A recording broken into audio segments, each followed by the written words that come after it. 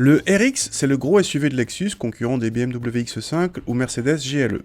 2015 a vu apparaître sa quatrième génération, un peu plus longue que la précédente, avec 4,89 m de long désormais, et au design marqué, comme toutes les Lexus contemporaines.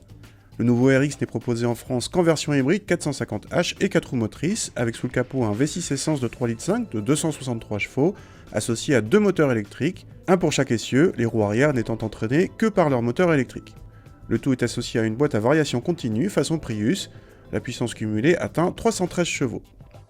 A l'intérieur, la planche de bord inédite comporte une pièce maîtresse avec ce grand écran central de 12,3 pouces en format 24/9, tout en longueur et assez spectaculaire.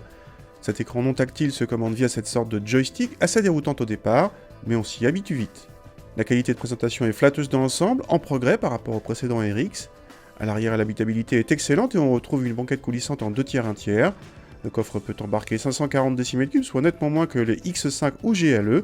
La banquette arrière se rabat et se relève électriquement. Au démarrage, on peut partir à l'électrique, mais comme sur une Prius, le moteur thermique démarre très rapidement. Toutefois, il demeure ici très discret. En ville, on a du mal à savoir, juste à l'oreille, si le V6 tourne ou non.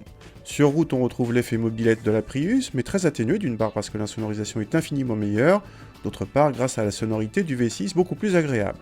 Les 313 chevaux permettent de relancer correctement, même à haute vitesse, mais la poussée n'est jamais spectaculaire. Le confort de suspension, lui, reste toujours remarquable.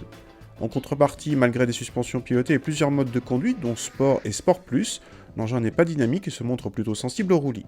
Côté consommation, Lexus annonce 5,3 litres de moyenne sur les modèles d'entrée de gamme, 5,5 litres sur le nôtre à cause des roues de 20 pouces. Cela correspond à 127 grammes par kilomètre de CO2, en progrès par rapport à l'ancien RX, mais pas question de recevoir un bonus écologique.